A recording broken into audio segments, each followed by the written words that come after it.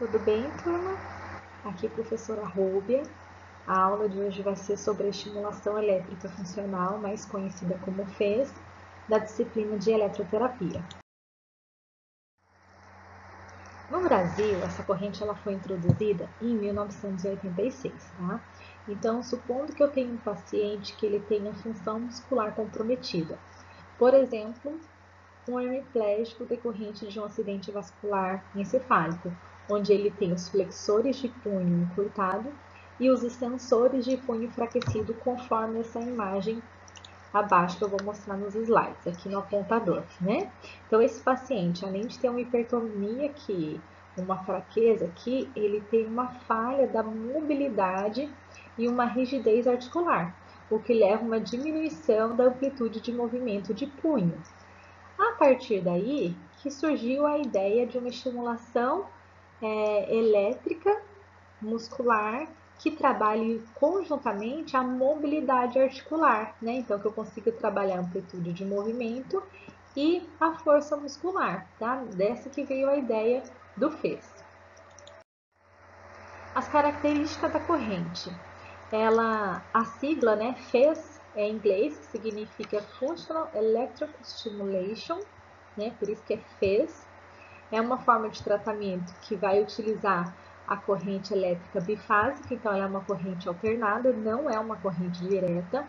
É considerada uma corrente de baixa frequência. A gente vai conseguir trabalhar no equipamento de 1 a 100 Hz, lembrando que o nosso principal objetivo é a estimulação da corrente, é a estimulação dos motoneurônios, né? A gente está falando agora de neurônios motores, para provocar a contração dos músculos que estão hipotrofiados, paralisados, né, enfraquecidos em decorrência de uma lesão nervosa.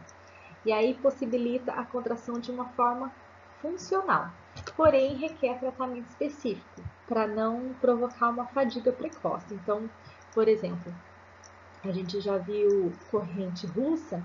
A corrente russa ela é voltada para músculos inervados, né? Que tenha o motoneurônio ali preservado.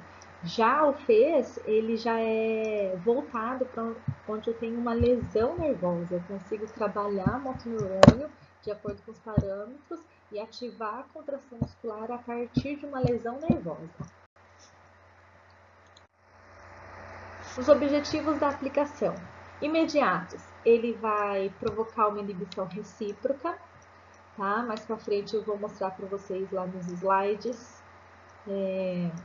como que a gente consegue trabalhar o relaxamento do músculo espástico, trazendo uma diminuição da hipertonia, e também vai estimular a via sensorial via aferente. Os efeitos tardios, aí a gente já está falando de neuroplasticidade, né? São mudanças do comportamento neurológico a nível do sistema nervoso central. Também vai modificar as propriedades viscoelásticas do músculo e ação e desenvolvimento de unidades motoras. Nesse slide eu vou mostrar para vocês como que funciona, né, a contração muscular por meio dessa corrente.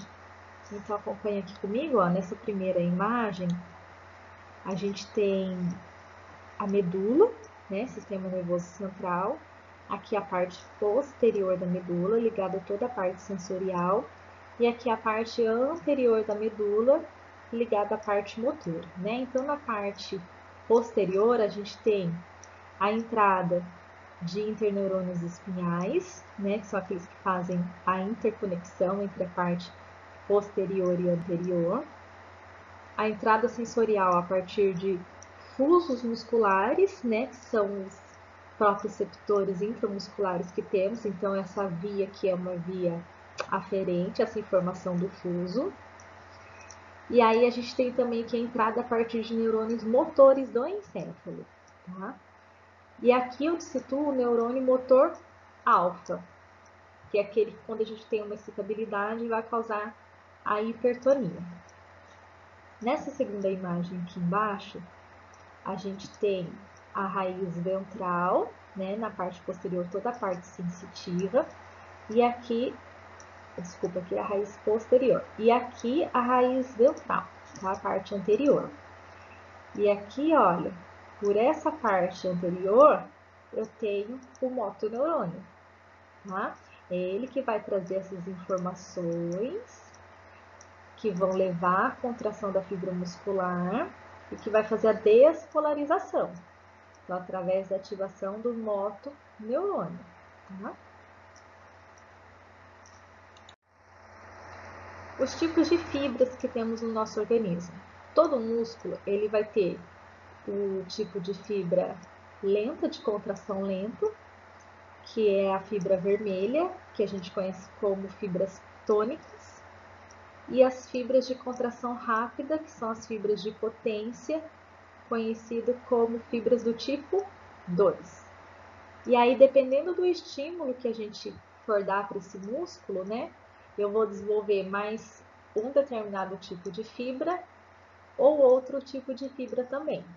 E aqui na corrente elétrica, na estimulação elétrica, a gente também, de acordo com os parâmetros de frequência, a gente vai estimular o desenvolvimento mais de um tipo de fibra ou de outro. Só para mostrar para vocês como que ocorre o recrutamento dos tipos de fibra. Então, a gente vai estimular esses dois tipos de acordo com a frequência. Então, nesse primeiro aqui, ó, a gente tem as fibras tônicas, que são as fibras resistentes à fadiga, que são as fibras vermelhas, né? Elas são inervadas por pequenos motoneurônios e a gente vai ativar elas a partir do momento que eu vou escolher ali uma faixa de frequência entre 10 e 50 Hz, sendo que por torno de 30, 40 é o estímulo mais fisiológico. E as fibras fásicas, que são as fibras de potência, as fibras brancas do tipo 2, elas são inervadas por grandes motoneurônios, né? E a gente consegue selecionar esse tipo de fibra quando a gente adota uma frequência entre 60 e 100 Hz. Lembrando vocês que a partir de 100 Hz eu já não consigo mais ativar as fibras motoras, aí eu já caio num limiar sensorial de dor, né? Então a gente acaba pegando as fibras do tipo C, por exemplo. E aqui, ó, quando eu seleciono em torno de 70 a 80 Hz, é o limite mais tolerável de contração, né, sem causar um desconforto para o paciente, que eu consigo recrutar esse tipo de fibra. Em uma contração voluntária lenta, o recrutamento ele ocorre primeiro nas fibras do tipo 1 e depois as fibras tipo 2. Além disso, o recrutamento de unidades motoras são das menores para as maiores. Então, primeiro eu pego por ordem de tamanho, pequenos motoneurônios, depois os grandes motoneurônios. Isso numa contração voluntária, uma contração fisiológica. Só que na contração eletroestimulada acontece o inverso, né? A tendência é a gente recrutar primeiro as fibras do tipo 2 e depois as fibras do tipo 1. Por quê? Porque normalmente no músculo, as fibras do tipo 2 eles estão situados mais na superfície. Essa é a principal razão da gente fazer esse recrutamento diferencial. Aqui um gráfico para vocês chamado curva de Hawson, onde eu tenho a amplitude do estímulo aqui, né, 1 mA, e aqui a duração do pulso, em microsegundos. Então, note que aqui, ó, eu tenho estimulação do limiar sensorial, que é a via aferente. Depois, no meio, eu tenho o limiar motor, que é onde eu vou conseguir alcançar os motoneurônios. E aqui, ó, é o limite da tolerância à dor. Então, conforme eu aumento a largura de pulso e essa amplitude de estímulo, eu passo ali da contração motora para o limiar de dor lá no paciente. Isso é muito importante a gente perceber. Que, por exemplo, o paciente vai começar a sentir limiar sensorial, depois motor, e aí se a gente insistir, ele cai no nível de dor. Lembrando que os músculos que têm um comprometimento nervoso, eles precisam de um impulso com uma alta intensidade e duração, o que vai estimular as fibras nociceptoras, que foi o que eu falei para vocês no slide anterior. Então, aqui observando novamente esse gráfico, vou colocar o apontador para vocês. eu tenho amplitude do pulso e largura de pulso. O nervo, né? Um músculo que tem uma inervação normal, ela precisa de uma pequena largura de pulso, e um músculo que esteja desnervado, ele precisa de uma grande largura de pulso. Então, para neuropraxias, que é a lesão mais leve, mais suave, que é só uma compressão, eu posso até adotar parâmetros como se eu fosse estimular uma musculatura com inervação normal. Quando eu tenho um comprometimento mais severo desse motoneurônio, que aí eu estou falando de uma neurotimese e de uma axoniotimese, as fibras musculares não respondem ao fez com pequenas larguras de pulso, que é o que mostra o gráfico aqui. Então, eu preciso de uma largura de pulso maior. Bom, reforçando aqui a largura de pulso para vocês, né? Menor que 200 microsegundos, a gente não vai conseguir atingir o limiar de estabilidade daquele motoneurônio para disparar o impulso e fazer a contração muscular. De 200 a 300, a gente vai utilizar um pulso mais fisiológico, né? A gente vai gerar uma contração mais fisiológica. Só que se aumentar muito além disso, e aí eu estou falando por volta de acima de 500 microsegundos, a sensação que o paciente vai sentir é muito desagradável durante a contração. Então, também não é recomendado. A intensidade, né, que ela é dada em miliampere, ela é proporcional à tensão, ou seja, a força que impulsiona os elétrons. Maior a intensidade da corrente que circula no circuito. Então, a gente vai aumentando a intensidade de uma maneira confortável até visualizar a contração muscular desse paciente.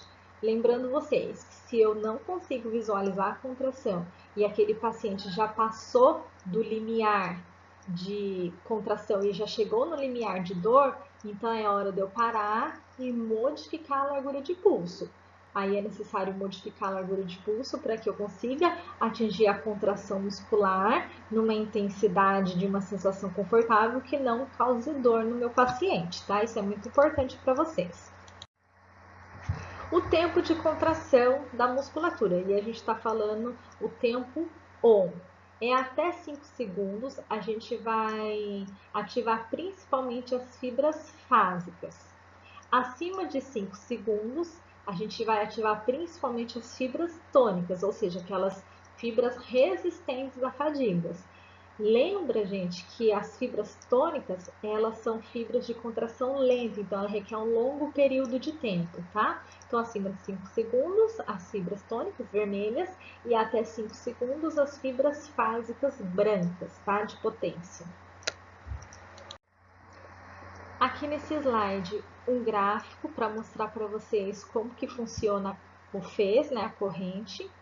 Então, aqui, ó, o tempo ON, ele inclui o tempo de subida, que é esse daqui, ó, o tempo A, o tempo de descida, que é esse daqui em vermelho, e o tempo de sustentação, que é esse daqui, o S. Então, esse período é onde eu tenho passagem da corrente, tá? E todo esse tempo aqui, ele é dado em segundos, tá? Então, são os parâmetros que eu vou modificar no meu equipamento. Vou fazer de outra cor aqui, o tempo OFF, que aqui, ó, que é o tempo R, tá? Então, esse daqui é o tempo OFF. O que significa? Que nesse período eu não tô tendo passagem da corrente. Então, é um tempo essencial chamado tempo de repouso, tempo de pausa, tá? E ele também é dado em segundos. Aí, aqui em outras cores, a largura de pulso, em T aqui, e a frequência em F aqui, tá? Que é a frequência de pulsos, né? Tudo bem? Bom, aqui, né? De novo para vocês explicando.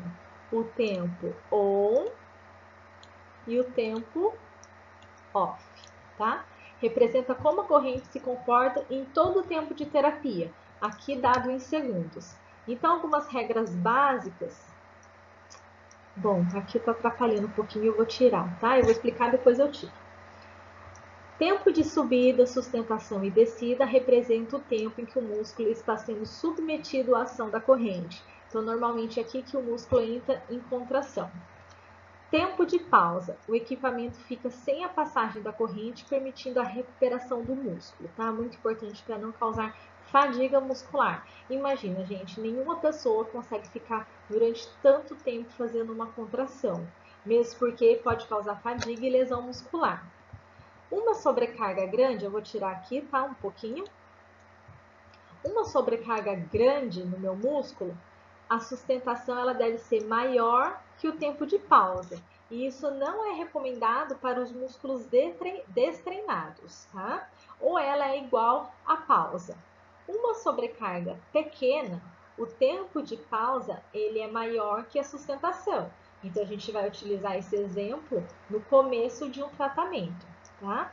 E a pausa, preferencialmente, ela deve ser menor que a sustentação. Isso é uma preferência, tá? Não tem problema se eu utilizar um tempo igual ou menor, mas desde que aquele músculo já esteja em tratamento com eletroestimulação, que ele já esteja acostumado a receber aquele tipo de estímulo.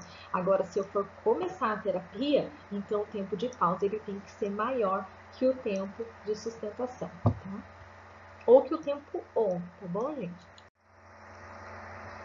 Existe tempo ideal de subida e descida? Não, não existe protocolo, e sim condições. Depende de cada caso clínico, depende qual associação que você está fazendo da musculatura que está recebendo a eletroestimulação e da atividade funcional. Por exemplo, o estímulo de levar, né, um copo à boca é um estímulo de membro inferior, como fazer uma passada, né, contato inicial, resposta à carga. Então, vai depender muito da atividade, tá? E o que a gente deve analisar são as condições musculares, vasculares, emocionais, a impedância que a pele apresenta. Então, para determinar o tempo ideal, a gente tem que sempre avaliar a aplicação da corrente e o principal de tudo, não deixar aquela musculatura fadigar, tá bom? Então, aqui mais uma observação, a diferença entre o tempo de contração e o tempo de repouso. Não é regra, tá bom, gente? Mas a gente vai, assim, iniciar um tratamento com eletroestimulação com um tempo de pausa maior do que o tempo de contração, numa proporção de 1 a 5, alguns autores chegam a falar dessa proporção, e aí progredindo até ficar igual o tempo on e o tempo off, tá? Podendo ainda, em alguns músculos treinados, o tempo de descanso ser até menor que o tempo de contração, tá? A gente pode, sim, entrar nesse grupo, desde que a musculatura esteja muito bem treinada para isso, tá? Tempo de pausa, que é o tempo de relaxamento. Para músculos descondicionados, né? Outros protocolos aqui para vocês. Um repouso não só de 1 para 5, como 2 vezes o tempo de contração, né? Aqui a gente está falando de uma proporção de 1 para 2. Os músculos em fase de condicionamento, o repouso no mesmo tempo de contração. E os músculos condicionados, o tempo menor do que a de contração. Tá bom, gente? É isso que mais um protocolo para vocês. Igual eu falo, não existe regras, né? Existe, a gente vê as condições clínicas do paciente, se está havendo fadiga muscular, né? Se o paciente ele continua assim confortável, tudo bem? Aqui um gráfico para vocês, né? O tempo de subida e o tempo de descida da corrente, eles sempre devem ser iguais e vai variar entre 1 a 3 segundos. Então, por exemplo, eu escolhi 2 segundos, então serão 2 segundos no tempo de subida e 2 segundos no tempo de descida. A maioria dos equipamentos, eles permitem a gente variar esse tempo, tá? Então, aqui, por exemplo, ó, tempo de subida, contração, descida, tempo de repouso, e assim sucessivamente ao longo do tempo. A intensidade da corrente deve ser aumentada no tempo on. Isso é muito importante, tá bom, gente? Porque se eu comecei uma terapia no tempo on, fui aumentando a intensidade, eu não consegui visualizar ainda a contração muscular, aí entrou no tempo off. Nesse tempo off, eu não devo modificar o parâmetro de intensidade. Porque imagina quando chegar o próximo ciclo de tempo on, uma intensidade vai ser muito grande, isso pode assustar o paciente, machucar o paciente, chegar a causar lesões nas fibras musculares. Então, sempre aumentar a intensidade até visualizarmos a contração de forma confortável no tempo on, que é o tempo de passagem da corrente. Combinado? Daremos continuidade à nossa aula no próximo vídeo, continuando as técnicas de aplicação.